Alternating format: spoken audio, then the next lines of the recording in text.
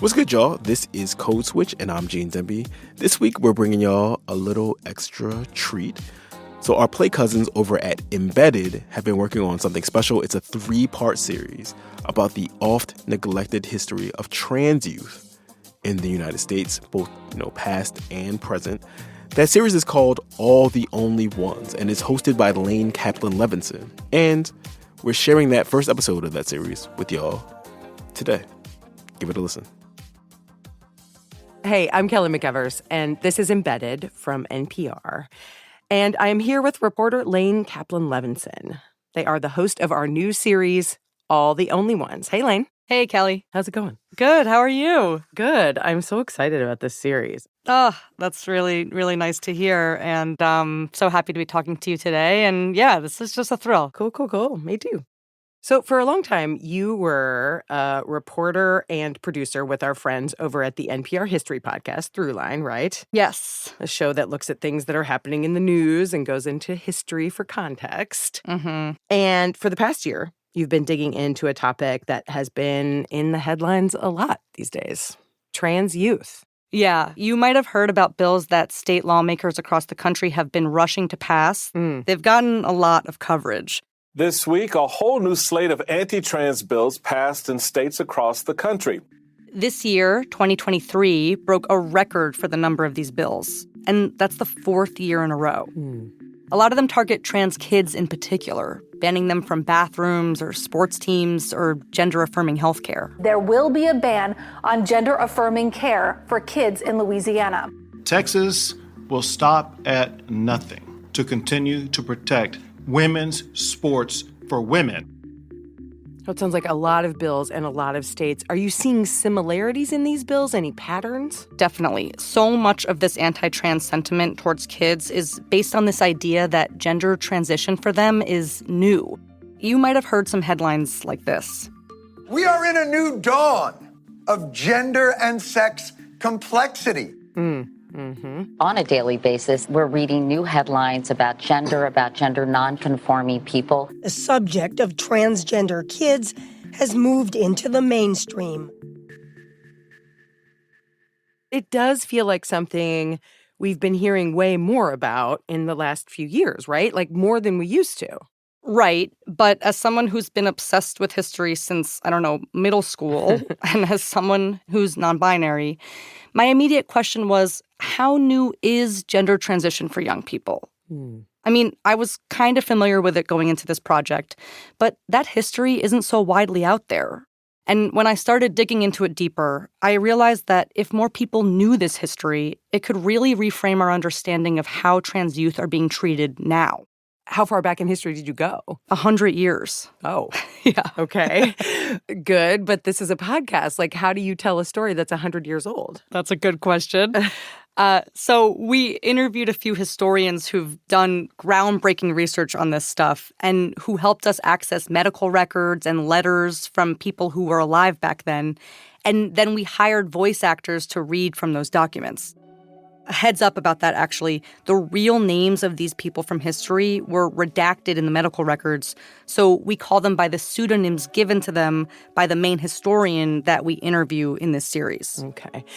So then how do you bring this history into the present, into the now? Well, I go to the source. I talk to trans youth today. Just like history is basically missing from the political debate, I also noticed that in so much of the current coverage about trans kids, we often don't hear from trans kids themselves. Yeah. What's in this first episode, then, of All the Only Ones? So in this first episode, we'll hear from 2 people who force us to step back and ask what it even means to be trans. These 2 people were born a century apart, but they're connected across time and space because they've wrestled with the same question. How do you define your own identity when the world is trying to define it for you?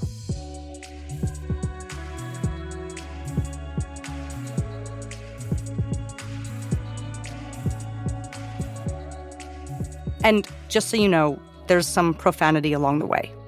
Okay, well, take it away, Lane. Thanks, Kelly.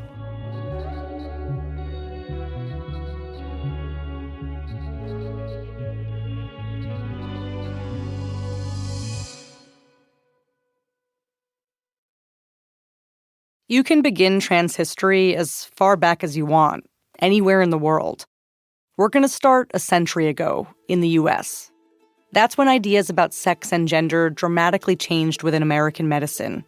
It's also the time when young people start to appear in medical archives, questioning and redefining gender and sex. Already by this era, if you go to any major city in the United States, there are whole neighborhoods that are full of people that we would recognize today as trans. This is Jules Gill Peterson. I am a historian of trans people, trans medicine, and trans life. She teaches at Johns Hopkins University. So by the 20s and 30s, there's this really vibrant world with its own set of rules that has been functioning for many, many, many decades. Some might call themselves inverts. Some people might have identified as homosexual, which is still a relatively new term, or a few might have even called themselves gay. So even though people wouldn't use the term transgender in a widespread way until the 1990s, trans people were very much around, living full trans lives more than 100 years ago.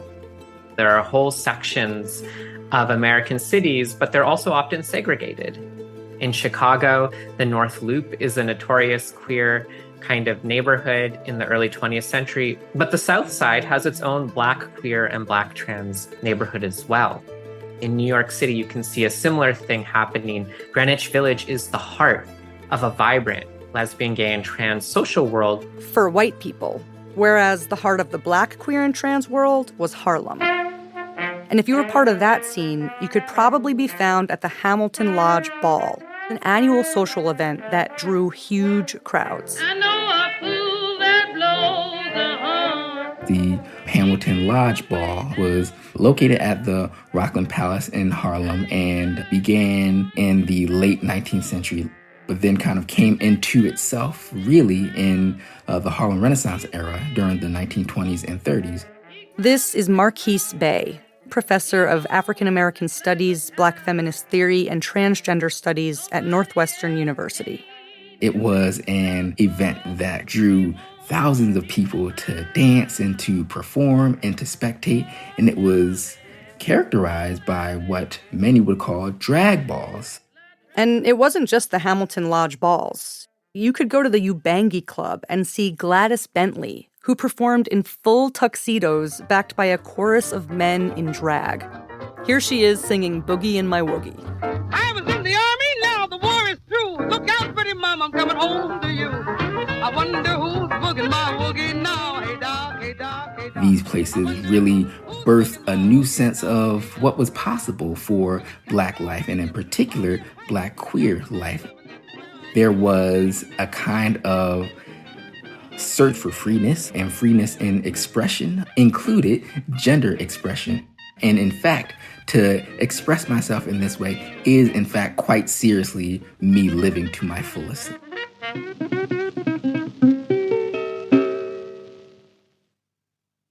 So gender nonconformity fully existed back in the 1920s and 30s.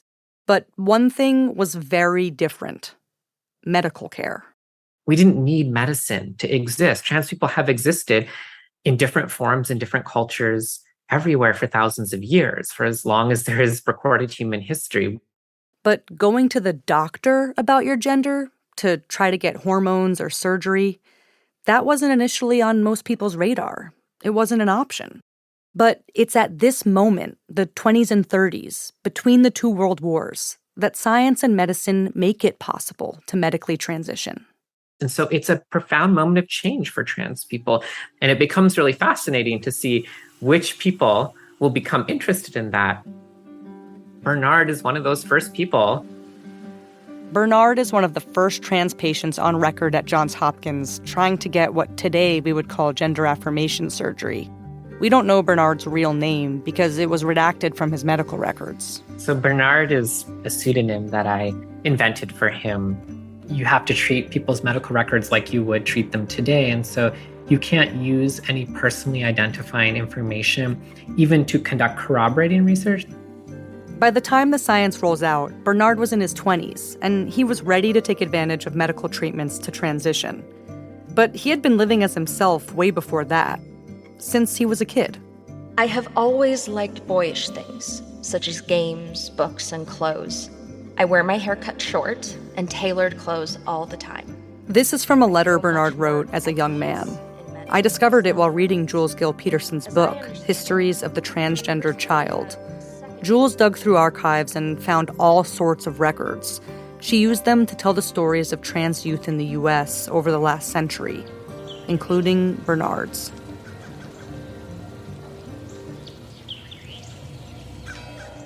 So Bernard is this remarkable little boy growing up in small-town Alabama in the 19-teens. As a young child, he is just so obsessed with his dad, looks up to him so much. He wants nothing more than to be like his dad, who was a doctor. And so from a young age, Bernard just has it stuck in his mind that he is going to grow up and be just like his dad. He's going to wear suits like his dad. He's going to become a doctor like his dad. He's going to become an upstanding, well-respected man. Only wrinkle is that everyone thinks he's a girl. His parents had explained to him since he was a child that he was a girl, not a boy. So he's got to figure that out. Someone told him jokingly that, well, if you kiss your elbow, you'll turn into a boy. It's basically impossible to kiss your elbow. That's what makes the challenge so cruel. But every day, Bernard tries and tries. Hundreds of times, hoping that it would finally come true. And really, from a very young age, he's transgressing that line between genders. He is figuring out how to steal his younger brother's overalls or trousers, put them on, dress up as a boy. And as he's starting to grow up, people in his family and community are starting to mistake him for his father sometimes. And, this really made Bernard very happy. It seemed like some of his dream was sort of coming true. By the time he's in his 20s, Bernard's dreams have only gotten him so far. He has privileges. He identifies as white, and he comes from a well-respected family with money. His father's a doctor. And he wants to be one himself. But society doesn't recognize him as a man, so it's really hard to go to medical school. Instead, Bernard's a textile worker. And he's sort of feeling pretty kind of frustrated, like his life is sort of stalled out where he would want it to be. He's got something going for him, though. He's in love. He wants to marry her. He really wants to marry her, but he's worried. Because recently an evangelist came to town and basically told her to leave Bernard, saying, "You're a woman. Well, you're not going to be marrying another woman." So he's determined to find a way for others to see him for who he is, a man. And it's, around this time in the 1930s that he first starts to hear about people who are like him. Prior to this era, when he was growing up, he really felt like he was the only person in the world with this issue, where he felt himself to be a man but didn't have the body to match it. For years, I have thought I was the only person in the world like that, and I have only lately heard that there are other people with the same feelings.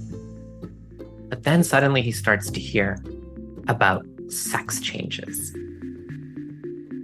He reads a story about an English track and field athlete who was declared a man after 2 surgeries. Bernard's mind is blown, and he writes to the editor of Sexology magazine asking for more info. The editor writes back and says, "You ought to go to Johns Hopkins Hospital." And so that plants the idea in Bernard's head, and he's like, okay, fine. I've got to get myself to Johns Hopkins, and I've got to find this surgeon, Hugh Hampton Young, because if I go there, either he can confirm that I'm a man and give me the kind of certification that I need to get married to my sweetheart, or maybe he can make me physically into the man that I know myself to be, and then I can come back and marry her.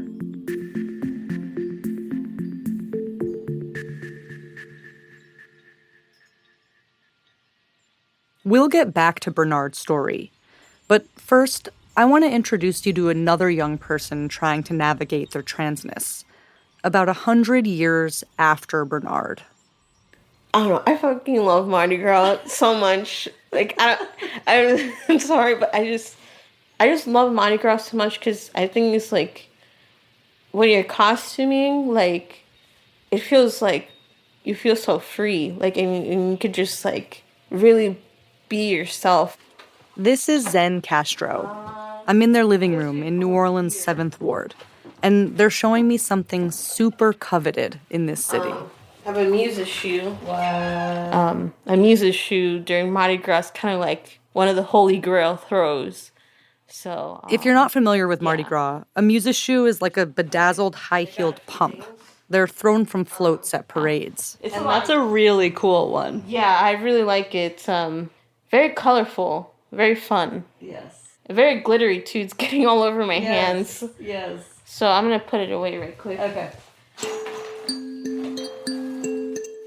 Getting glitter all over your hands, and really all over your body, is very New Orleans. It's pretty much unavoidable, especially during Mardi Gras. I used to live there, and you really never rid yourself of glitter year-round. It's in your bed. It's on your sink. There's always a little fleck stuck on your cheek. You can see that as a nuisance or as a constant reminder of celebration. That's what New Orleans is often known for, a place famous for letting people be vibrant and full of life, proud of who they are, and loud about it. But even in this place that should feel freeing, Zen has had a hard time figuring out what it means to be themselves. They're now in their 20s, but they've been struggling with the gender binary since they were a kid. Partly because traditional gender roles were so enforced at home. They were expected to take care of their younger siblings and help their mom with the cooking and cleaning. Over my brother, like, if he did not do that stuff, then it was like, whatever, he's a boy. But then Zen discovered the social media site Tumblr, which was their portal to lots of things, including grunge fashion. I liked wearing, like, flannel, and, like, I had these, like, ripped jeans that I'd always wear. Crop tops was trying to be a thing. And transness.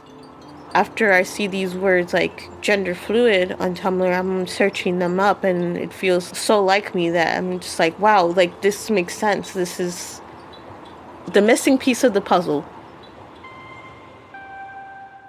The missing piece of the puzzle that they kept to themselves.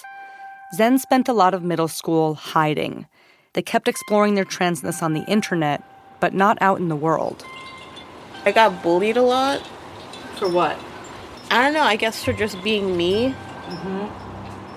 And kids are really good at picking up energies. So I felt like that discomfort they were able to pick up on and used it against me. That really was the start of when I started to, like, not feel comfortable with expressing myself and my thoughts. They thought they might be able to come out once they got to high school, especially when they got into their dream school, Benjamin Franklin. Which here is, like, a pretty big deal because people see it as, like, the smart school or whatever. And in my head, I thought, oh, there's going to be other people like me. It's going to be okay for me to express myself and to talk to other people because they'll know what I have experienced, I guess. Which may have been true. There probably were other trans and non-binary students at Franklin. But when Zen got there, they had trouble fitting in. A lot of the demographics of Ben Franklin are people who are upper class, middle class, people who have always had, like, these supportive people around them and resources. Zen had a much different upbringing. When they were 10 years old, their dad was deported to Mexico. Zen's dad managed to get back into the U.S. and to Zen's family.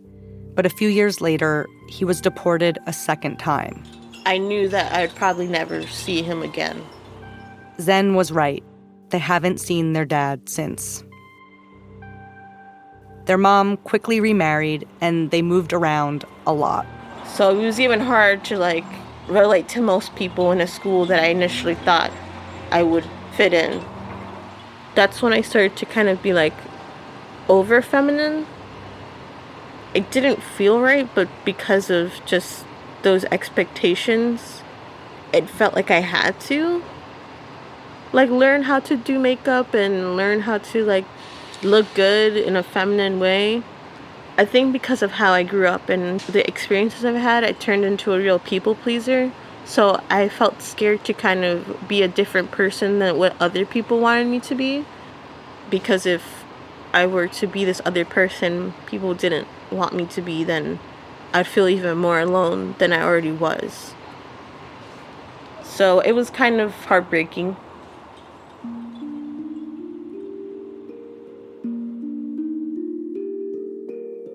After the break, we learn how Zen started to live as Zen, out in the world beyond their Tumblr feed.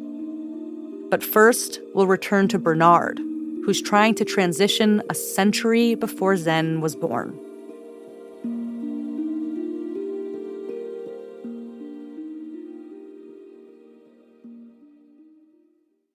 Support for NPR comes from FX, presenting A Murder at the End of the World, starring Emma Corrin, Clive Owen, and Britt Marling. Emma plays Darby Hart, a sleuth and tech-savvy hacker. She joins an exclusive group invited to a retreat. When one of the guests is found dead, Darby must prove it was murder before the killer takes another life. FX's A Murder at the End of the World, streaming November 14th only on Hulu.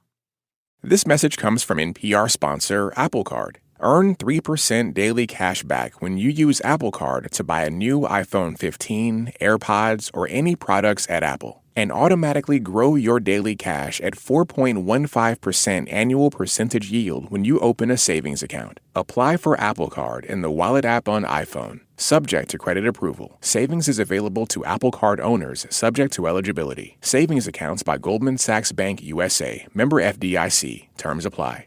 This message comes from NPR sponsor BetterHelp. The winter season can be a lot. Therapy can be a bright spot amid the holiday stress, the seasonal depression, or whatever you might be experiencing. It's something to look forward to make you feel grounded, and to give you the tools to manage everything going on. Find your bright spot this season with BetterHelp. Visit BetterHelp.com/NPR today to get 10% off your first month.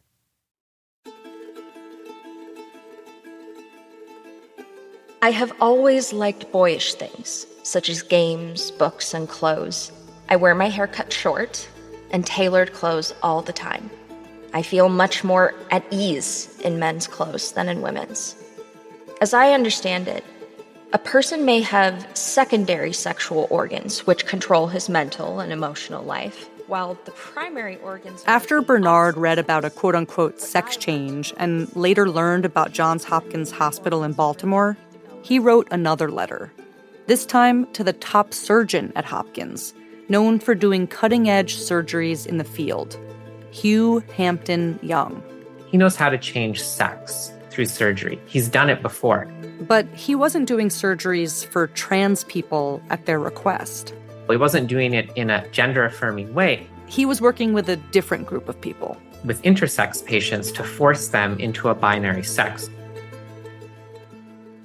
There are a range of intersex conditions which essentially produce bodies that don't cohere as far as biological sex in the ways that we've traditionally been taught bodies do. This is Hill Malatino, Assistant Professor of Women's Gender and Sexuality Studies and Philosophy at Penn State University.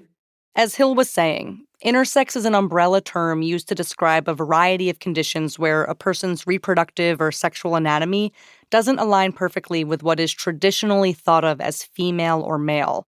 We don't know exactly how many people live with intersex conditions. Some estimates say it may be as common as having red hair or green eyes. But parents often don't see it that way. And definitely in Bernard's time, parents treated it as a crisis. The fact that their kid wasn't sort of normatively male or female, at least not in the strict conception that we have of biological sex. Medicine was coming to solve what was supposedly a problem. To sort of normalize intersex bodies.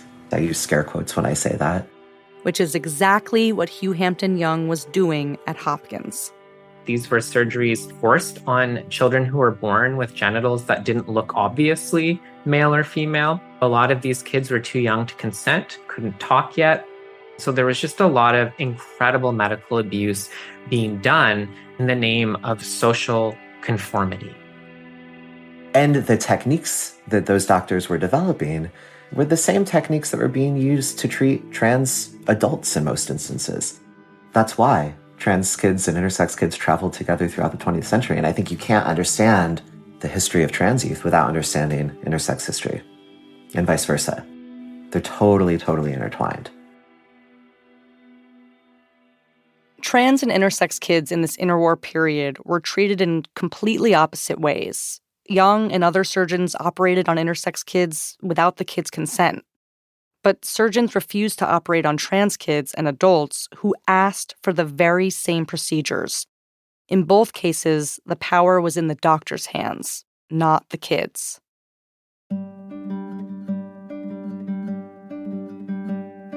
When Bernard writes his letter to Hugh Hampton Young, he's not exactly a kid. He's in his late 20s.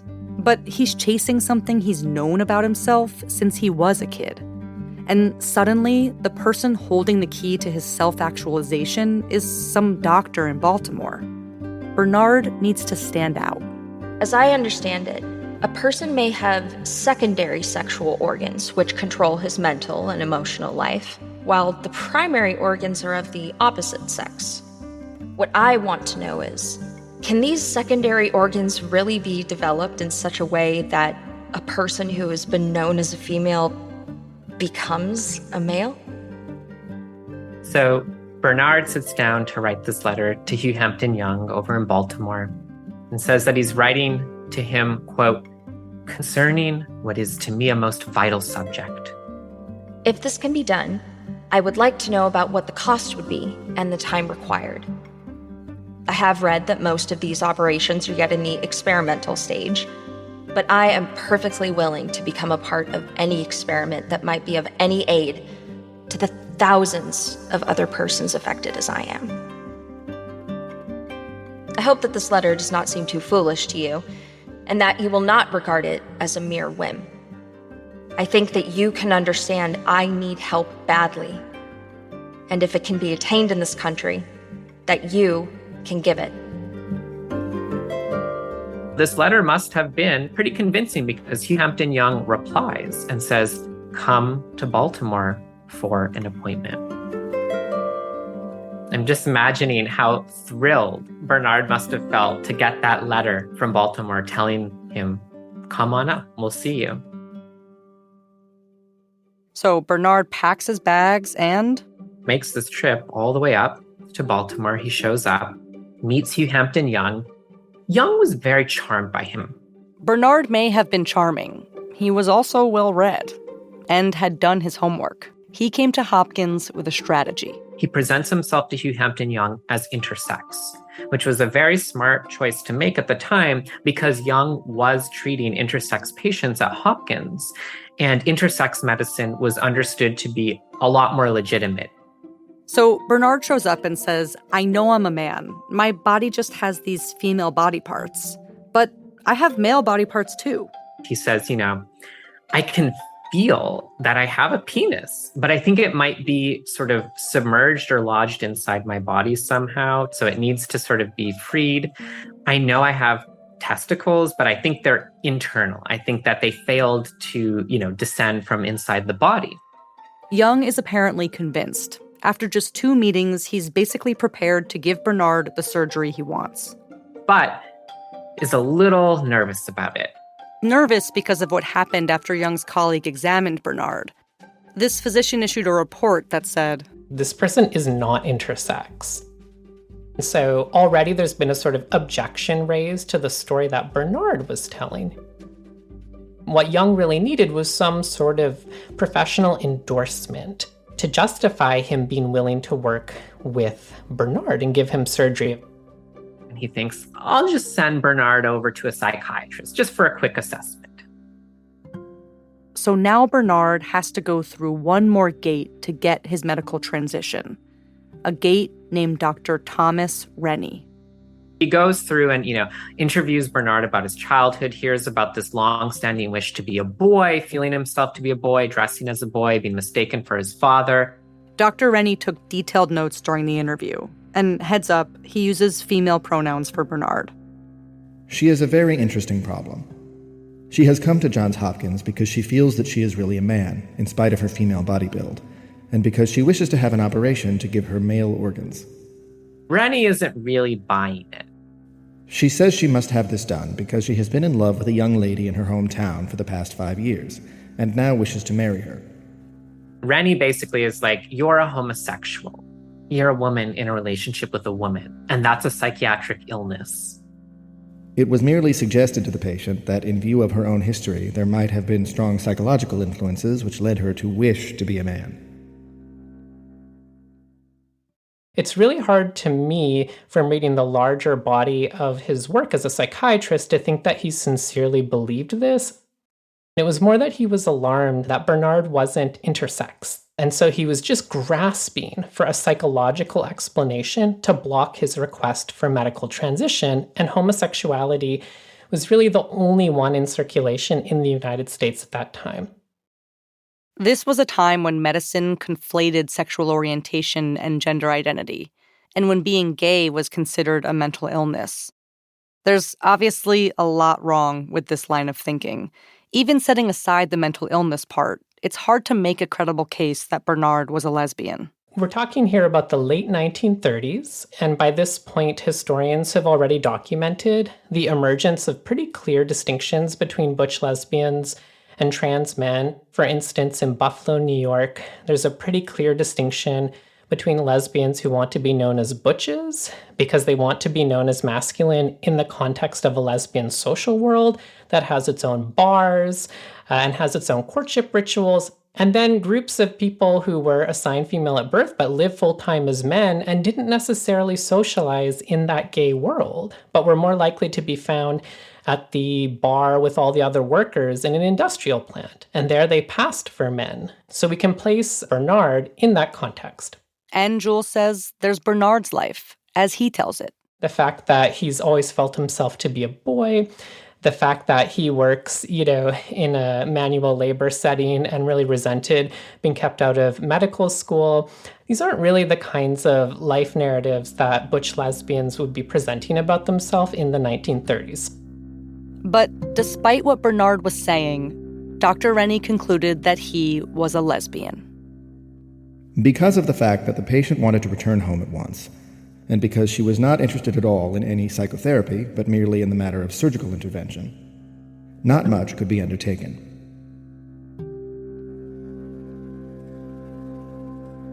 And that was it. That's the end of Bernard's medical record. No doubt after hearing that he wasn't going to get what he wanted, he decided to get up, turn around, and walk out that door, returning to Alabama and disappearing, ultimately, from the historical record.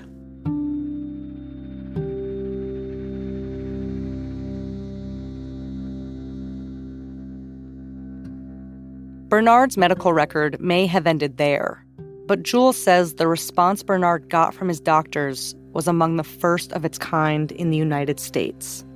Jung is actually one of the first people to use the pretense of there's nothing different about your body from a so-called normal person. You're not intersex. So if there's nothing wrong with your body, then the only way I could imagine saying that you're disordered is to find something wrong with your mind. Bernard is kind of this, fateful person who shows a lot of what is going to come and what is going to define trans people's experiences with medicine decades later. When we come back, Zen meets Bernard. Support for NPR and the following message come from Progresso, inviting you to take a moment and reclaim lunchtime.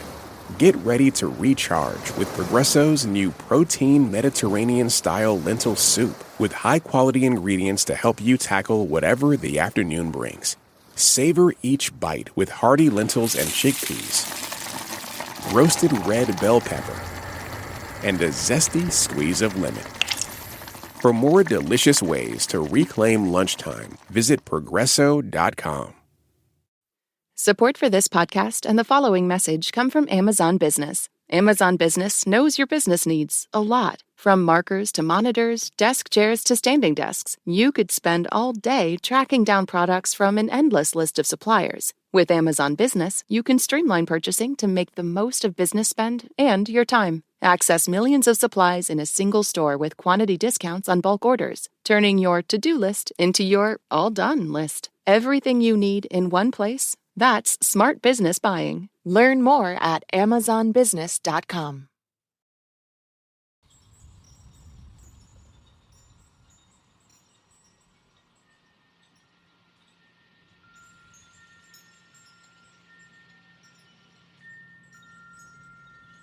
It's just before sunset on Zen's front porch. It was kind of like a spur of the moment thing. We're talking about the time they dug up the confidence to do something they weren't sure they'd ever do. Come out to their mom. There was one point where I was like, I don't think I would ever tell her because I just had this expectation that she wouldn't understand, or at the worst that she would say that my identity isn't real or just like react negatively. Like, I don't know. I was kind of preparing for the worst. So the strategy was to have a little distance, a phone call. I told her in English, I'm non-binary, and my brother was on speaker. And at first, my brother was trying to explain to her what that meant. She didn't understand at all. She thought I was trying to say I was lesbian. And then I'm like, okay, this is going to get lost in translation. Then I told her the Spanish version of non-binary, género no binario. But Zen needed backup. They needed Spanish CNN.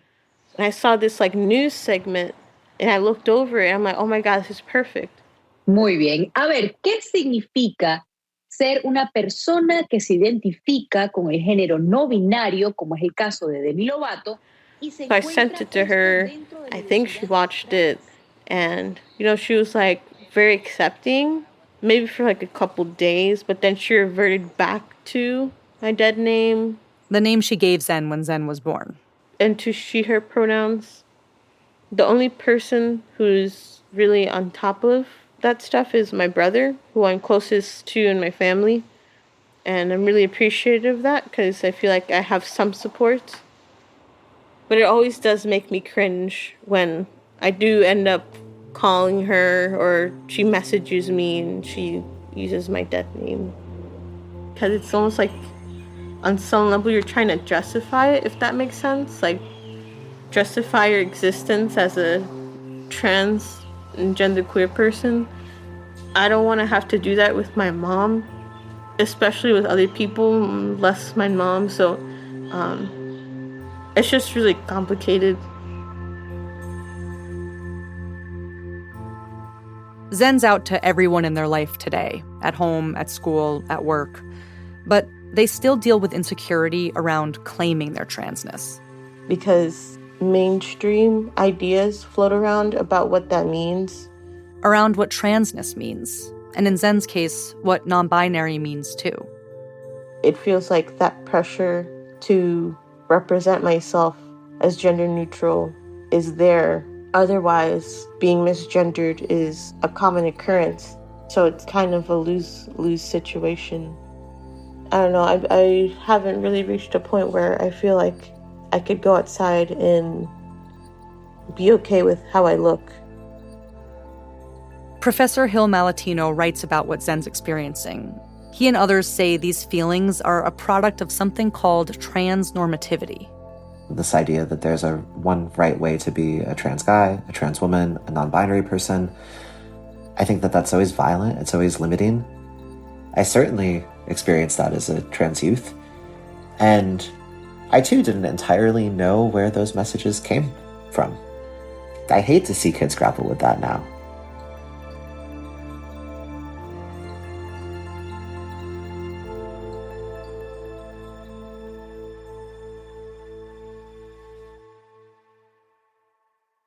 I really wanted Zen to meet Bernard as best they could.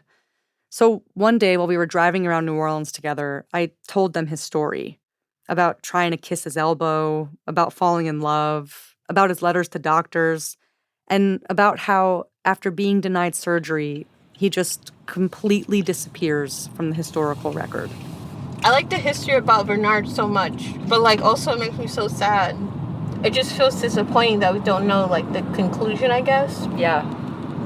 What do you like to think was the rest of his life? That he found another way to cope with his body not matching his gender identity. Or like maybe he found another clinic that was more receptive to what he had to say. But I feel like that's wishful thinking. But he and his wife definitely got married. They had to have gotten married. Even if it wasn't like official, like marriage doesn't have to be official on paper. What do you think he liked to wear? He loved wearing overalls. He loved wearing like trouser pants. Very on brand. Yes. With being queer.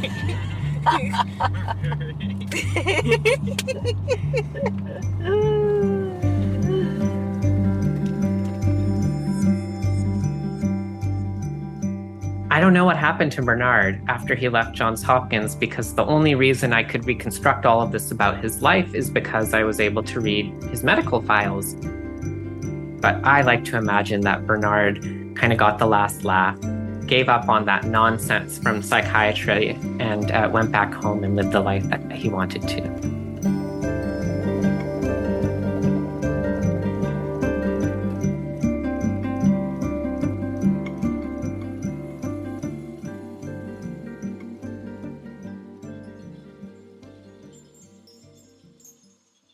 Back at Zen's house, I see their high school diploma on the wall, something they're really proud of. It does have my dead name on it, but this was before I came out entirely, so, I mean, it's a moment in time.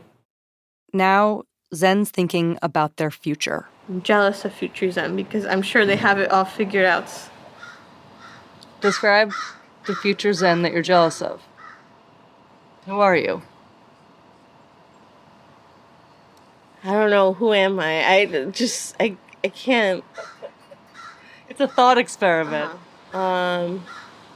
Someone who is confident, able to express themselves, comfortable being vulnerable, is so kind to themselves, so patient with themselves, and is able to take care of themselves how they take care of others.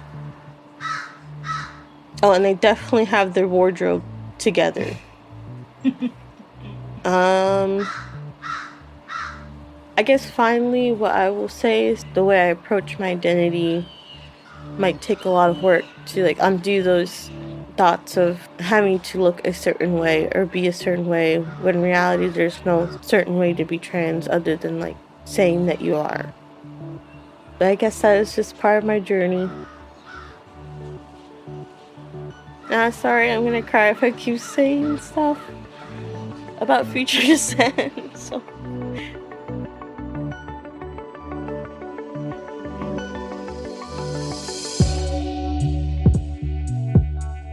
On the next 2 episodes of All the Only Ones, we hear from trans youth who need gender-affirming care to feel fully themselves. We learn what happens when trans kids trying to get this care are told they have to wait. I can't wait 6 years. If I have to wait that long, I'll go crazy. And what happens when they get the care they want. The end goal isn't to be a girl. Being a girl is where I feel like I can finally begin. That's coming up on All the Only Ones from NPR.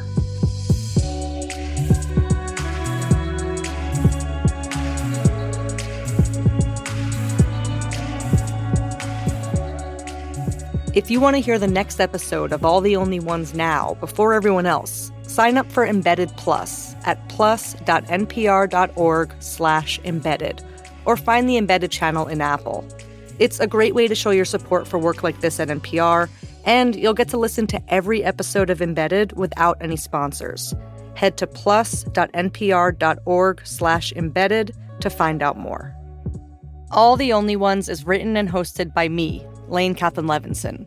Our producers are Max Friedman, Skylar Swenson, Abby Wendell, and me. Editing by Bilal Qureshi, Katie Simon, Raina Cohen, Liana Simstrom, Brenna Farrell, and sensitivity editing by Cassius Adair. Our engineers are Josh Newell and Gilly Moon. Our senior supervising producer is Cher Vincent.